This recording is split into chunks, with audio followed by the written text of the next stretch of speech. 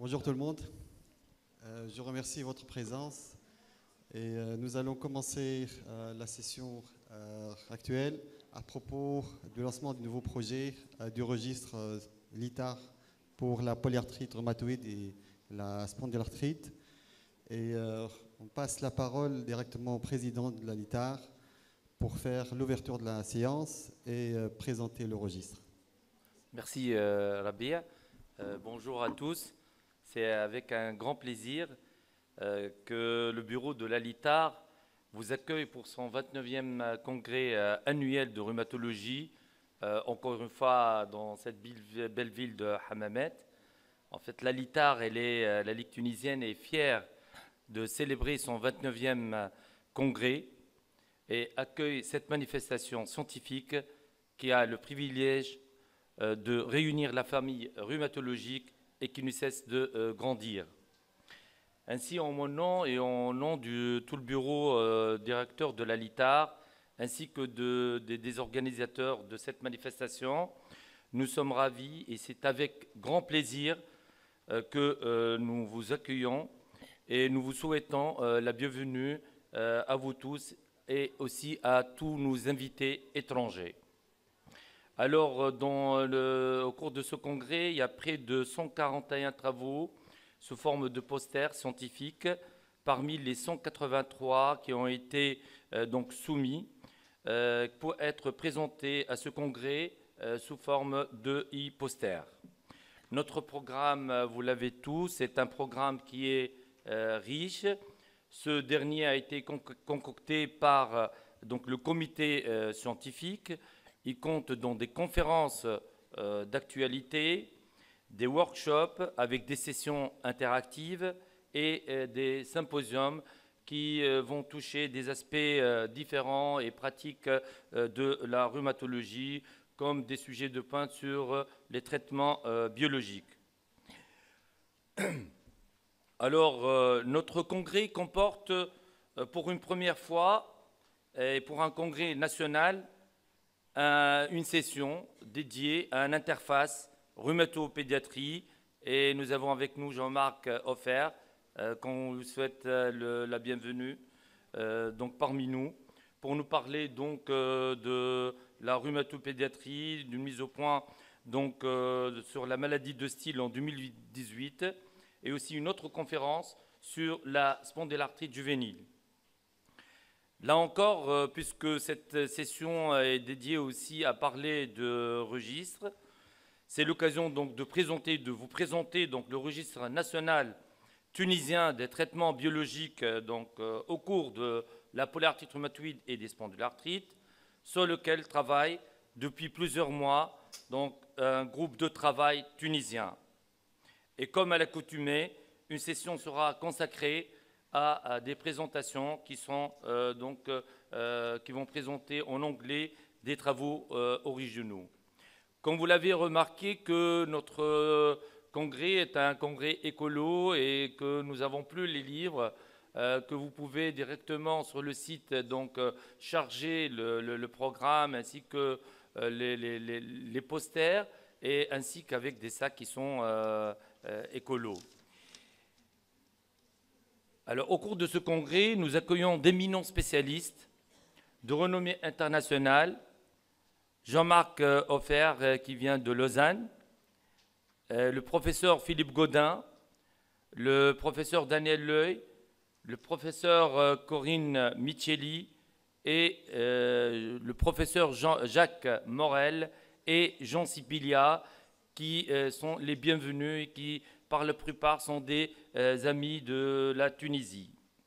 Ainsi, nous tenons à exprimer toute notre gratitude pour les orateurs, pour l'enrichissement scientifique qu'ils vont nous offrir tout au long de cet événement. Alors, tout est possible grâce à une organisation.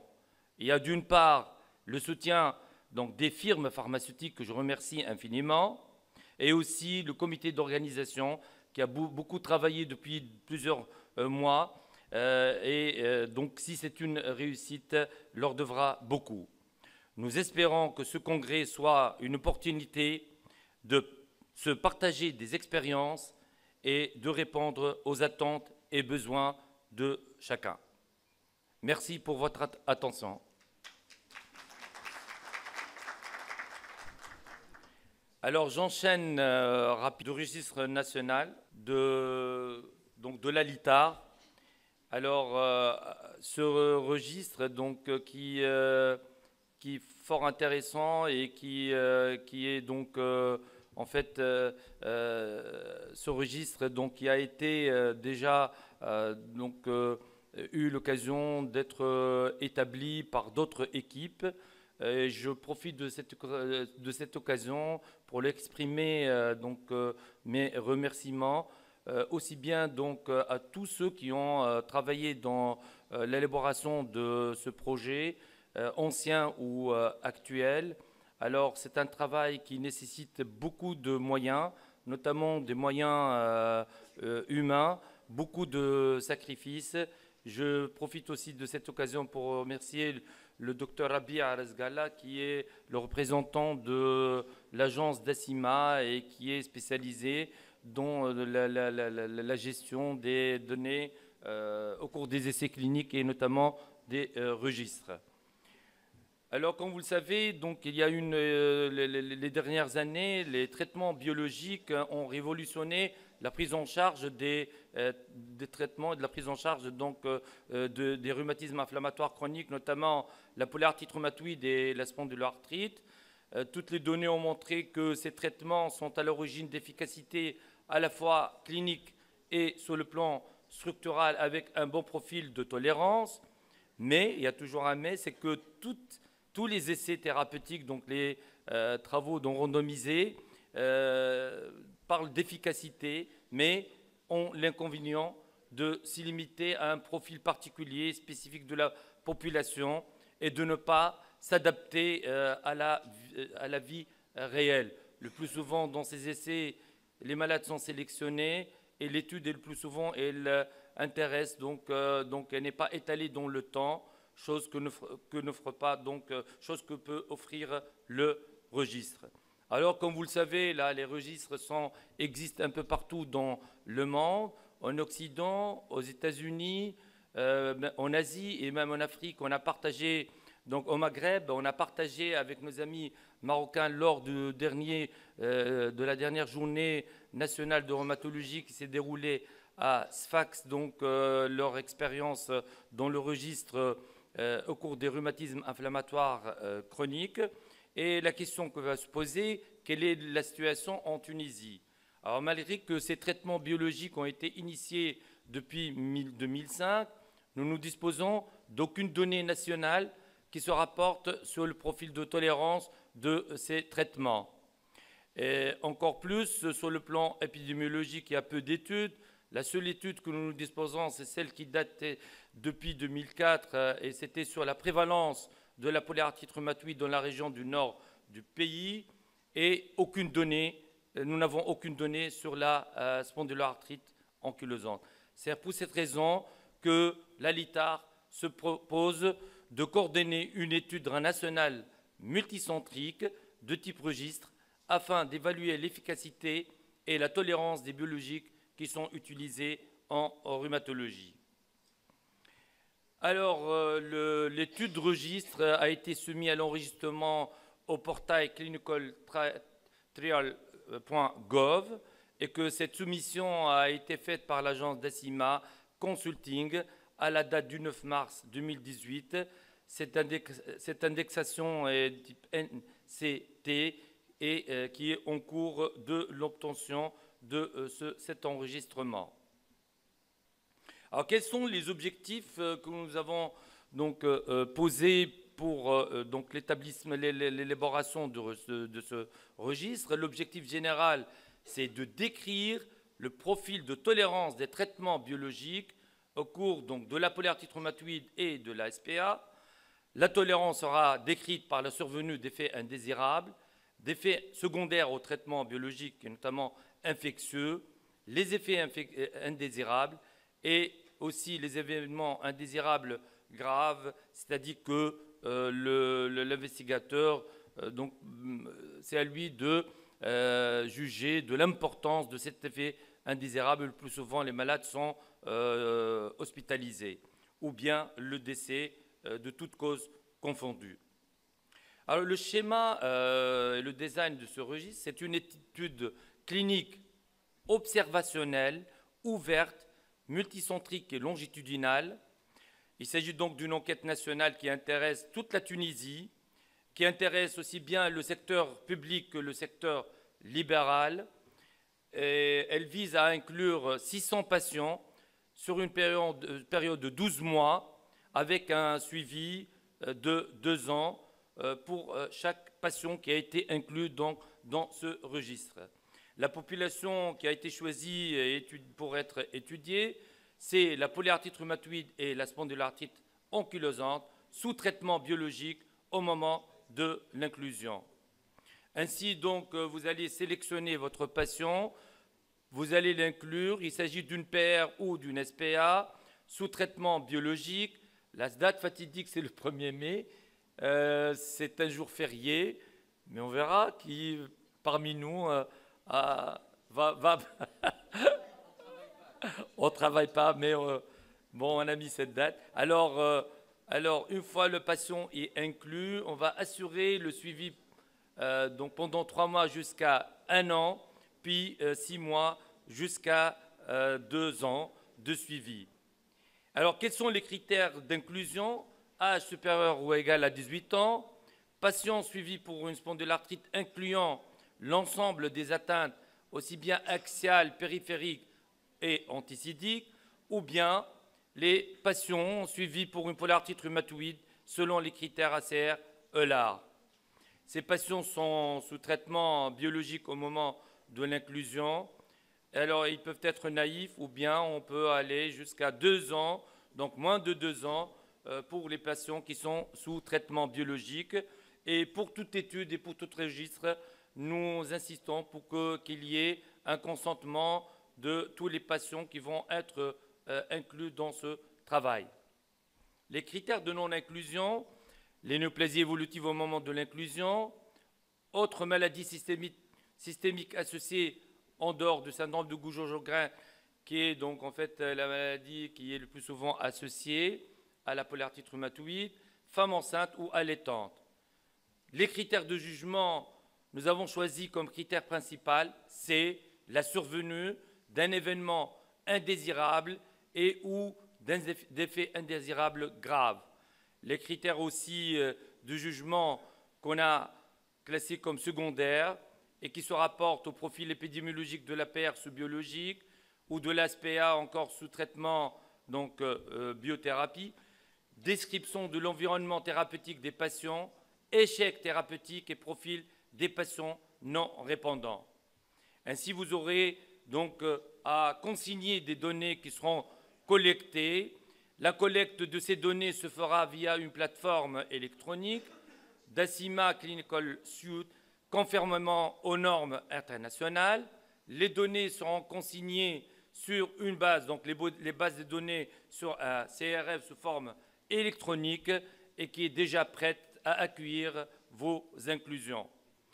D'une manière générale, donc, les données se rapportent à l'identification du patient, au profil démographique, à l'histoire de la maladie, qu'elle soit une PR ou une SPA, les comorbidités, l'activité de la maladie, la qualité de vie, le bilan biologique, les traitements concomitants, la thérapie biologique actuelle et précédente, et enfin la tolérance et la sécurité. Et bien sûr, le registre est focalisé essentiellement sur les données sur la tolérance que nous allons chercher, notamment tout effet indésirable qui soit donc grave ou non grave, qui peut survenir au cours du suivi clinique ou qui est apparu avant l'inclusion. Et vous allez notifier tous les effets indésirables comme suit infection, tuberculose, hémopathie maligne, néoplasie, maladie auto-immune, réaction paradoxale, réaction systémique, perturbation biologique ou autre atteinte. Vous aurez l'occasion, lors de simulation d'un cas clinique de polyarthrite rhumatoïde qui sera présenté par Dr Rabia Arazgalla. Alors, date clé, c'est démarrage. On espère démarrer ce projet à cette date fatidique, donc le 1er mai, désolé, le 1er mai 2018. Et cette étude qui sera étalée pour une période de 12 mois, puis un suivi pendant 2 ans. La clôture des inclusions est fixée au 30 avril 2019. Les investigateurs, c'est vous. Alors, oui. Alors, on compte énormément sur votre participation et on a tablé sur une participation de 200 rhumatologues tunisiens qui intéressent aussi bien les centres hospitaliers que le secteur libéral, seniors et résidents, et que le registre nécessite une coordination. La LITAR a mandaté donc un comité scientifique qui a le rôle de valider donc le protocole et les données, les bases de données, aussi le rôle de revoir les informations, le consentement, ainsi que la revue des publications et des communications, puis un comité de pilotage qui a l'énorme travail de logistique, de monitorage et de coordination avec les investigateurs et les centres donc, de travail d'investigation. Et puis, comme vous voyez, le registre en lui-même, le fruit de ce registre, ce sont les publications qui vont être ultérieurement utilisées après l'analyse des différentes données. Donc, pour cela, nous avons établi un planning de publication qui est en cours d'établissement dès le démarrage du registre, plusieurs projets d'articles scientifiques à soumettre dans les revues indexées, ainsi que des communications orales et affichées qui seront adressées donc, aux différentes manifestations nationales et internationales en rhumatologie. Alors, puisque j'invite tous les rhumatologues à participer donc, à ce travail fort intéressant, qui est notre registre national des rhumatismes inflammatoires chroniques. Et vous allez donc devant vous un formulaire de participation à ce registre et que vous êtes appelés et invités à le remplir pour ceux qui désirent participer à ce registre national sur les biothérapies. Et maintenant, j'invite le docteur Rabia Arazgala pour vous présenter donc le reste de cet exposé.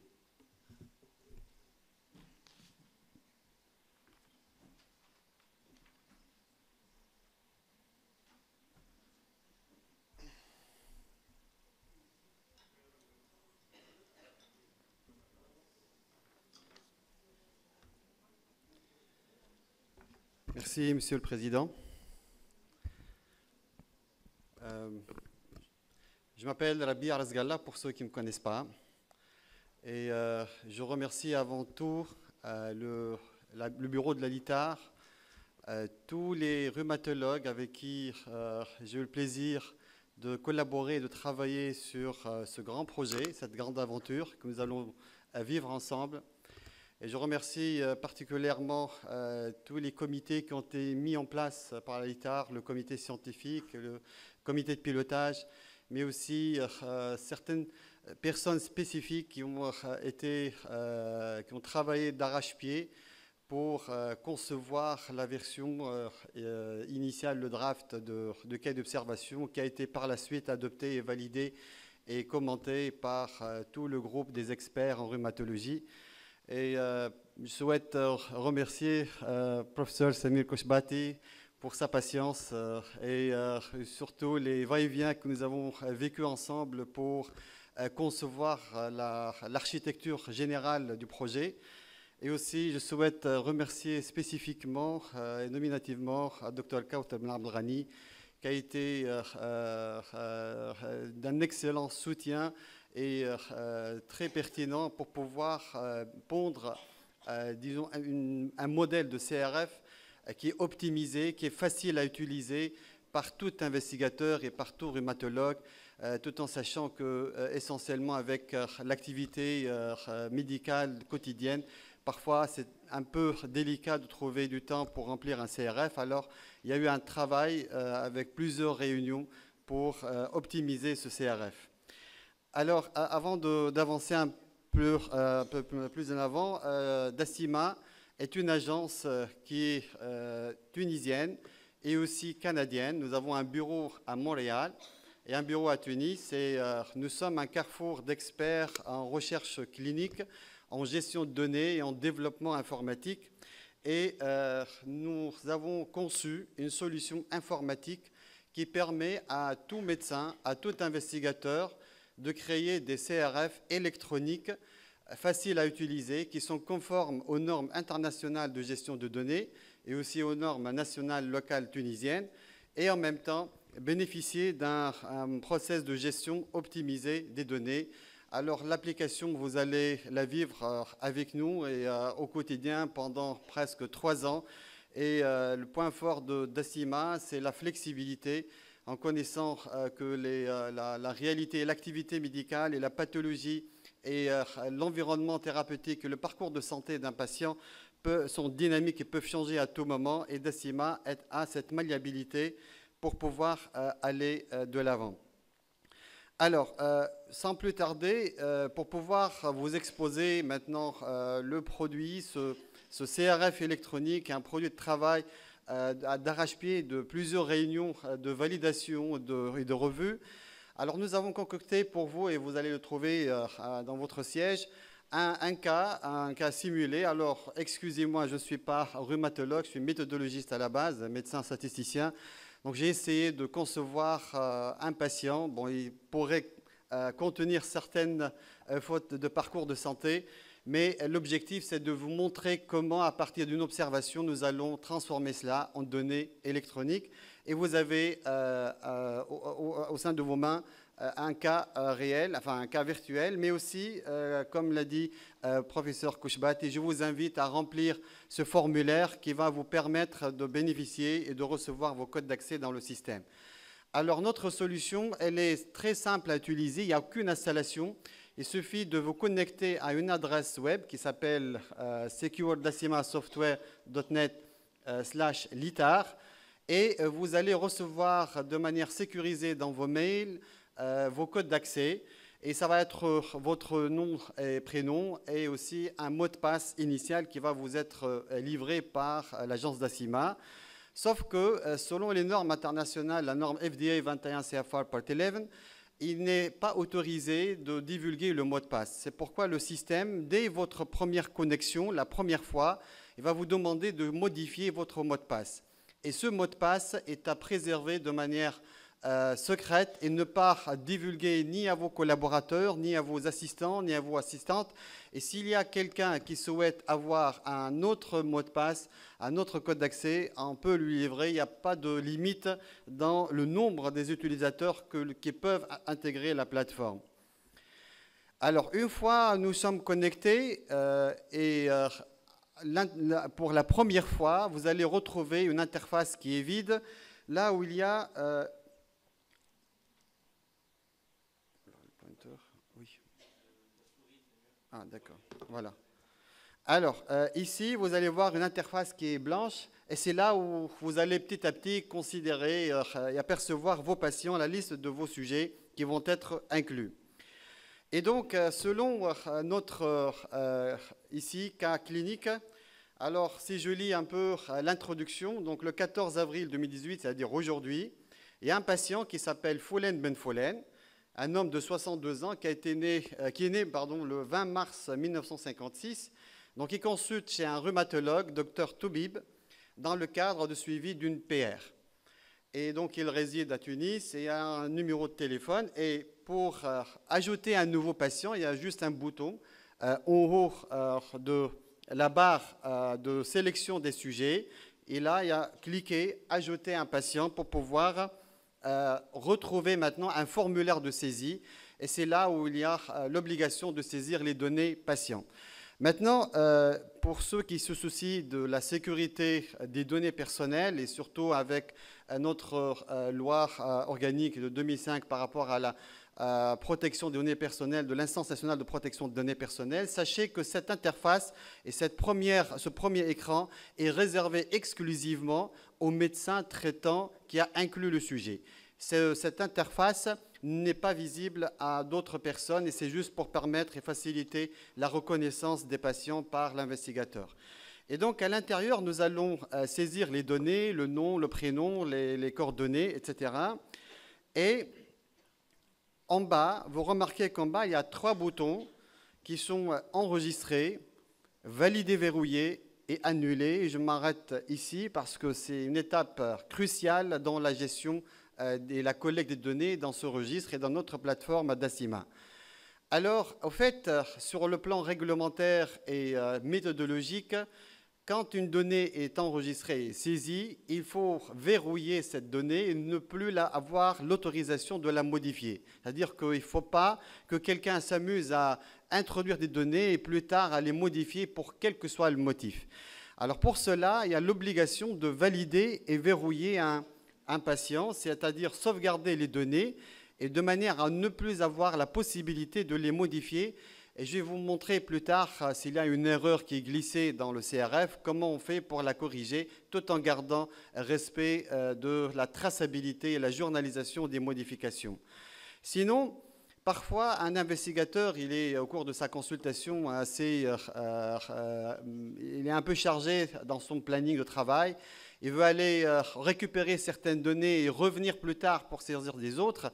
Alors, il y a la main de garder, d'enregistrer uniquement les données sans les verrouiller pour avoir cette facilité de revenir plus tard et compléter les données manquantes. Mais une fois le formulaire est complété, vous avez l'obligation méthodologique et réglementaire de valider et verrouiller votre CRF.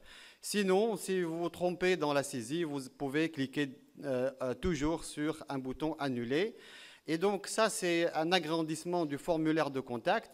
Et même pour le consentement des patients, parce qu'il y a l'obligation réglementaire d'obtenir l'autorisation pour collecter les données des sujets. Alors, vous avez la possibilité de télécharger une copie de votre consentement signé par le patient et le soumettre dans la plateforme via ce bouton en bas, sélectionner un fichier ou téléverser le consentement du malade, tout en sachant que selon la norme FDA 21 CFR part 11, l'accès par vos codes d'accès est équivalent à une signature électronique qui atteste de votre véracité et votre validité de données. Alors, donc je vais passer maintenant à la paragraphe 1, dans mon cas. Et donc, M. Ben Foulen répond à tous les critères de sélection. Il est éligible à l'étude. Et donc, quand je valide et je verrouille son premier formulaire, automatiquement, le système me fait basculer vers les critères de sélection que je dois cocher obligatoirement par l'affirmative pour tout ce qui est critères d'inclusion et répondre par non pour les critères de non-inclusion. Alors, ici, si je reviens un tout petit peu en arrière, vous remarquez que le diagnostic à l'inclusion, c'était la PR, ce n'était pas la SPR. Donc il y a ici un scénario qui s'établit en fonction de gestion de données, qui s'établit en fonction du diagnostic et du profil du malade. Et donc cela a une conséquence. Alors si nous sommes face à un patient qui présente une PR, les critères de sélection vont nous faire afficher uniquement pour cette rubrique un patient suivi pour la polyarthrite rhumatoïde selon les critères ACR-EULAR. Et par contre, si le patient présente une SPA, automatiquement, le champ de sélection et d'inclusion des patients va modifier le critère pour qu'il soit adapté au diagnostic de départ de notre patient. Et vous comprenez que ces critères doivent être tous cochés oui, et les critères de non-inclusion tous cochés non.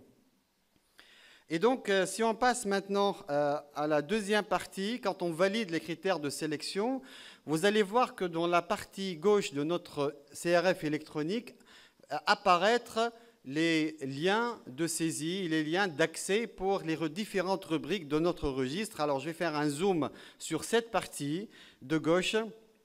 Voilà, je vais l'agrandir et vous allez remarquer que cette partie, là où il y a les formulaires, ça obéit à la méthodologie, au design de notre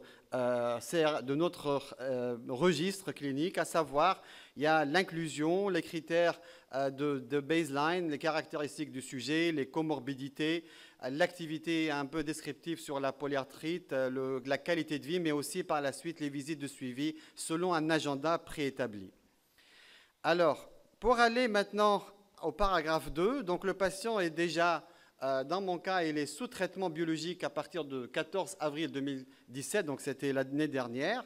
Il est retraité, affilié à la CNAM, marié et éduqué jusqu'au niveau secondaire. Et nous avons son poids à 98 kg et une taille à 175 kg. Et donc, je vais renseigner tous ces champs dans le formulaire caractéristique du PALAD à l'inclusion. Et quand je remplis certains champs, alors nous avons alimenté notre plateforme, notre registre, par une automatisation du calcul de certains paramètres. Par exemple, quand vous introduisez le poids et la taille, automatiquement, le système vous donne la BMI, le BMI, pardon, et il va le fragmenter en classes. Et vous donnez, par exemple, ici, il correspond à une obésité modérée ou sévère. Et quand on fait à chaque fois l'enregistrement et la saisie des données, automatiquement, le système nous fait basculer vers les formulaires suivants. C'est un système qui est autogéré et à chaque fois que vous terminez une partie, vous passez systématiquement vers la troisième section, par exemple ici. Alors, dans notre case, M. Foulen Ben Foulen a déjà bénéficié d'une vaccination anti-pneumococcique et antigrippale. Toutefois, il n'effectue aucune activité physique, donc il est sédentaire et il présente des antécédents spécifiques, à savoir des antécédents familiaux, mais aussi personnels. Et dans cette partie, vous allez remarquer qu'il y a une navigation ici à gauche dans les champs de choix des formulaires. Mais à l'intérieur de la comorbidité, des comorbidités, vous allez voir qu'il y a aussi des onglets. Alors, quand vous validez, vous allez passer d'un onglet à un autre de manière automatisée. Sinon, si vous souhaitez aller avoir un raccourci vers un onglet spécifique, à savoir par exemple les facteurs de risque cardiovasculaire, facteurs de risque métabolique, ou bien ostéoporose, on peut basculer directement vers l'ostéoporose pour remplir nos données, ou bien continuer vers un autre formulaire. Alors, dans mon cas, j'ai saisi ici les données, par exemple, le T-score du rachis. Alors, dans mon observation, il est marqué moins 1,2, le T-score, en dérivation standard. Alors, vous remarquez que dans ma présentation, je me suis trompé. Alors, j'ai écrit moins 1,9, c'est une donnée erronée. Et maintenant, quand on a dit tout à l'heure qu'il a fallu valider et verrouiller le formulaire, comment doit-on faire pour corriger cette erreur? Alors, face à une erreur de saisie, devant chaque variable, dans chaque champ de saisie, vous allez voir apparaître des icônes, une sorte de stylo, un point d'interrogation et une feuille de papier. Alors, nous allons considérer maintenant le stylo, c'est ce qu'on appelle l'audit trail. Alors, si vous cliquez sur ce petit stylo, juste à côté de chaque variable, vous allez voir apparaître un champ, une fenêtre qui va vous demander de saisir la valeur qui est correcte et de dire pourquoi vous voulez faire ce changement et cette modification. Et comme cela, vous allez avoir ce qu'on appelle une sauvegarde des modifications, c'est-à-dire qu'il y a une traçabilité totale de toutes les données qui ont été introduites dans le système. Et comme cela, on évite d'avoir des utilisations non réglementaires et non méthodologiques de notre registre. Alors aussi, vous avez remarqué qu'à part le stylo, alors pour consulter le journal, il y a une petite icône qui est apparue ici pour l'historisation des modifications. Mais tout à l'heure aussi, j'ai parlé de ce point d'interrogation, c'est ce qu'on appelle la clarification. Alors tout à l'heure, on a parlé d'un comité de pilotage, d'un comité scientifique, et le système, notre CRF DACIMA, permet une interaction entre les comités et les investigateurs pour certaines données spécifiques. Et par exemple, si je vais cliquer sur cette icône, le point d'interrogation, ça me permet de poser une question ou d'attirer l'attention à l'investigateur sur une erreur de données. Par exemple, la valeur de 1.9 tout à l'heure, j'ai demandé à l'investigateur prière de corriger l'erreur de saisie. Et finalement, le médecin investigateur, le rhumatologue, il va revenir à l'audit trail pour changer cette erreur et répondre à cette requête. Alors, si on va vers l'avant, dans la partie donc dans la partie 3 et 4. Donc si on continue maintenant l'histoire clinique de la polyarthrite rhumatoïde, la date de début des symptômes, date de diagnostic, et vous remarquez que parfois certains patients ne peuvent pas rapporter une date exacte. Alors nous avons choisi dans le système de vous donner la main, de fragmenter la date selon l'information rapportée par le patient. Si par exemple le malade oublie le jour exact de démarrage des symptômes, il vous donne uniquement le mois ou l'année, vous avez la main d'introduire, par exemple ici, date de diagnostic uniquement janvier 2017, si vous avez oublié ou si l'information vous manque par rapport au jour exact de cette date de diagnostic. Sinon, par la suite, dans le paragraphe 4, il y a l'activité de la polyarthrite rhumatoïde et aussi la même histoire. Si vous remplissez certains champs, par exemple le nombre des articulations douloureuses, le nombre des articulations tuméfiées, l'AVS et aussi l'évaluation globale du patient, de la santé ressentie par le patient, le système il vous donne automatiquement la valeur du DAS 28VS calculé à partir de ces données-là. Il va faire même une classification de l'activité de l'APR de légère élevée à rémission en fonction de cette valeur qui est automatisée par le système. Et donc, si on passe au paragraphe 5, donc maintenant, nous allons nous intéresser au cœur de notre registre. Et donc, l'objectif principal, je rappelle, c'est l'évaluation de la tolérance des traitements biologiques initiés au maximum 2 ans avant l'inclusion du sujet. Vous avez ici un formulaire avec ce qu'on appelle en occurrence multiple, c'est-à-dire que vous pouvez utiliser et ajouter autant de traitements biologiques pour un même malade. Et donc notre malade a été soumis à un traitement spécifique, à une dose particulière. Et donc quand vous cliquez sur « Ajouter traitement biologique », vous allez remplir et renseigner toutes les informations qui concernent ce traitement. Et si plus tard le patient revient pour d'autres traitements qu'on va changer au cours de route ou arrêter une classe thérapeutique pour une autre, il y a autant de possibilités d'ajouter de nouvelles thérapeutiques biologiques.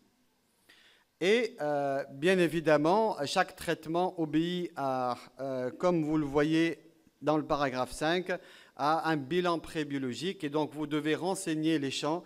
Par exemple, ici, l'IDR négative pour la tuberculose et le quantiferon qui est négatif et une sérologie HIV négative. Et par ailleurs, aucune exploration. Donc, il suffit de cocher sur non fait dans le bilan prébiologique spécifique à l'exploration escomptée. Alors, dans la section 6, vous remarquez que notre patient a développé une infection le 14 février 2018, il y a un mois. C'est une infection respiratoire communautaire qui a été traitée en ambulatoire par antibiothérapie probabiliste. Donc c'est très probablement chez un médecin de première ligne. Et donc cette infection est survenue le 14 février. Et donc il y a un champ de saisie des événements indésirables. Et c'est là où vous devez renseigner la date de survenue, mais aussi la nature de cet événement. Et comme pour les traitements biologiques, un même patient peut avoir plusieurs événements indésirables à la fois. Et donc, en bas, vous pouvez ajouter autant d'événements que vous souhaitez en fonction de la réalité et du profil de votre sujet en cours de suivi. Et donc ici, quand vous sélectionnez, par exemple, une infection, vous devez renseigner maintenant les paramètres plus tard. Et ce champ de saisie, vous allez le remarquer dans le CRF vous-même. À chaque fois que vous modifiez la nature de l'événement, il y aura d'autres variables qui vont apparaître et d'autres champs à apparaître. Et donc le système a été conçu et développé pour qu'il soit très facile à remplir, mais aussi à restreindre le minimum de données que possible. Par exemple, ici, pour l'infection, il y a juste un champ qui n'apparaît que si vous cochez infection bactérienne, qui a été non explorée et qui a été traitée en ambulatoire. Et donc, si on termine notre sujet, donc après l'inclusion, ça s'arrête là. Après 3 mois, si le patient, théoriquement, il devrait revenir, mais ici, dans notre cas, il n'est pas revenu, alors ici, vous allez remarquer que le système, tout à l'heure, je vous ai montré les formulaires de saisie en fonction de l'agenda de suivi de 3 mois, de 6 mois, de 12 mois, de 18 et 24 mois. Alors, les dates de suivi, elles sont automatiquement calculées en fonction de la date d'inclusion. C'est-à-dire que si vous avez inclus aujourd'hui votre patient, la date de 3 mois, elle ne peut pas, la visite de 3 mois, elle ne peut pas s'ouvrir avant d'atteindre ce délai de 3 mois exactement. Si nous sommes le 14 avril, donc il va falloir revenir en juillet, 14 juillet, pour pouvoir saisir la donnée concernant la visite de suivi de 3 mois. Sauf que, alors si par exemple vous dépassez ce délai, le système va vous demander que, est-ce que vous êtes sûr de vouloir faire cette visite-là en dehors de son intervalle? Alors même si vous voulez outrepasser ce droit, le système va afficher la date réelle malgré votre volonté, la date réelle de saisie de ce formulaire, et ça permettra au comité scientifique et comité de pilotage de contrôler les véritables délais de suivi pour que les patients soient tous respectueux de la méthodologie planifiée au départ.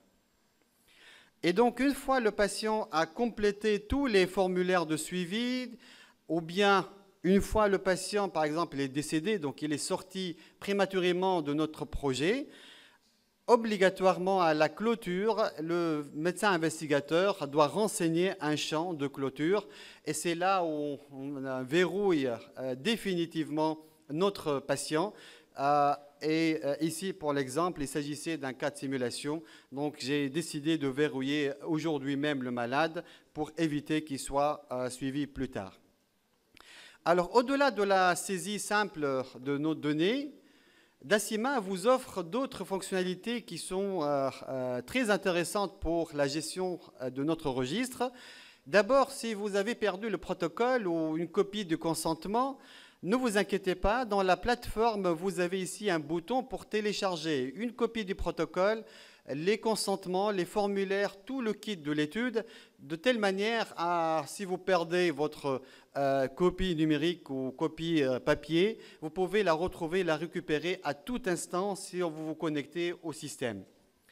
Aussi, vous pouvez télécharger une version papier. Il y a certaines personnes qui sont beaucoup plus à l'aise avec le système papier, donc de manière aussi, il y a le CRF qui peut être téléchargé vide ou celui d'un patient et peut être téléchargé via la plateforme.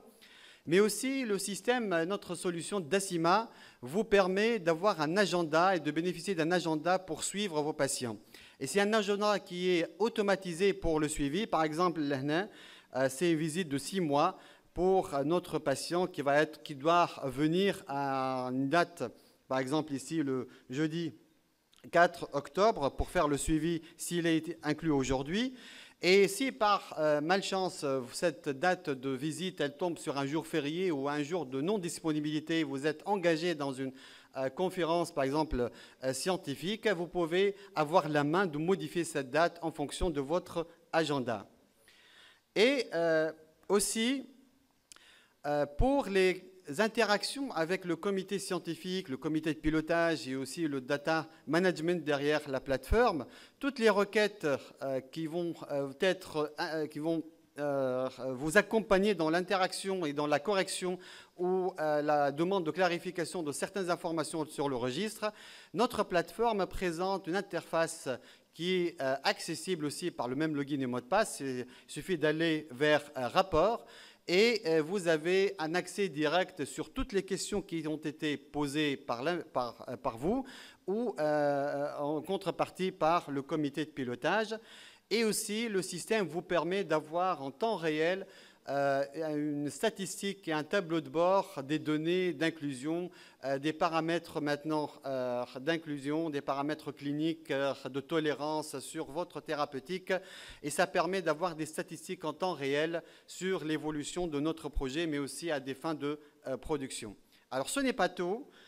Nous avons offert gracieusement à notre partenaire, maintenant la politique de Dacima.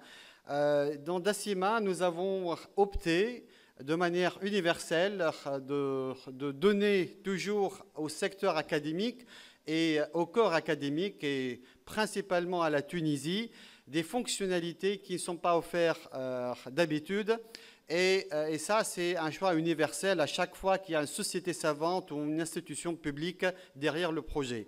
Et là, c'est un peu maintenant l'autre accès, l'autre possibilité d'accéder au registre. Au lieu d'utiliser votre ordinateur, vous pouvez faire la même histoire, la même chose en utilisant votre téléphone portable ou votre tablette. Et c'est une application mobile qui détecte spontanément, dès que vous connectez au système, il vous détecte, notre solution détecte est-ce que vous êtes sur ordinateur ou sur une version mobile. Il va basculer systématiquement vers notre interface qui est exactement la même, sauf qu'elle est beaucoup plus ergonomique pour les écrans de petite taille. Et là, par exemple, quand on a fait notre saisie de données, Dr Tobib et M. Foulen Ben Foulen, vous pouvez le voir ici. Et dans cette icône, vous pouvez ajouter d'autres patients et vous retrouvez dans l'interface mobile de votre téléphone les mêmes formulaires de saisie. Et vous pouvez par exemple aller vers caractéristiques des patients, vers remplissage des données de la polyarthrite rhumatoïde. Et aussi pour les fonctionnalités d'audit trail, de clarification, vous les avez à portée de doigt devant chaque variable. Il suffit de cliquer sur ce petit soleil, cette petite étoile, et pour voir apparaître l'audit trail et corriger une erreur de données si par mégarde ça vous a échappé au départ. Et donc, je remercie l'ITAR, je remercie tous les experts en rhumatologie. Et c'est une fierté nationale aujourd'hui que la rhumatologie nationale et tunisienne puisse arpenter la nouvelle technologie de la communication et de l'information pour créer et mettre en place un process de collecte de données dans des registres qui ont un impact de santé publique très pertinent. Et c'est une fierté nationale parce qu'aujourd'hui, vous êtes les pionniers. Il y a peu de sociétés savantes qui ont amorcé déjà des registres et vous êtes parmi les pionniers. Et ça, c'est une fierté nationale qui va nous donner, bien évidemment, au-delà du système de collecte, maintenant un objectif ultime que nous allons considérer ensemble, c'est cette course vers la publication. Et nous avons fixé avec le comité scientifique un objectif minimum de 10 articles à concevoir et à publier à partir des données de ce registre-là. Et dès qu'on commencera les premières inclusions, les publications et les perspectives de publication vont être communiquées à tous les investigateurs et tous les rhumatologues, qu'ils soient du secteur libéral ou du secteur public. Et je vous remercie pour votre attention si vous avez des questions.